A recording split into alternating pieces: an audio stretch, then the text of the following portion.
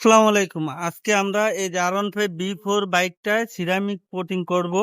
এই যে ceramic coating করার আগে বাইকটারে পলিশ মাইরা এই যে পরিষ্কার করতে আসি, এই যে মেশিন দিয়া পলিশ করতে আসি।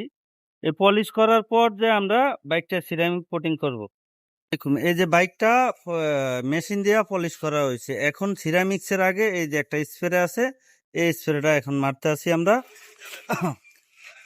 এই যে স্প্রেটা অন ফুল বাইকটা মারবো, মারার পরে আবার এটারে মোছা দিব, ক্লিয়ার করব, তারপরে আবার সিরামিক্স মারবো, তারপরে কোটিংটা করব।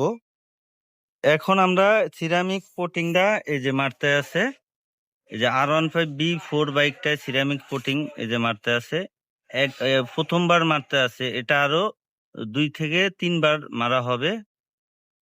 এই যে প্রথমবার মারতে আছে। 12 প্লাস গ্রাফিনিক 12 প্লাস কোটিং। হ্যাঁ, এটা গ্রাফিনিক্স কি কোটিং? 12 প্লাস। হ্যাঁ, গ্রাফিনিক্স 12H প্লাস কোটিং এটা। এই যে R15 বাইকটা দেখতে পাচ্ছেন কত চকচক করতে আছে, একদম আয়নার মতো চকচক করতে আছে।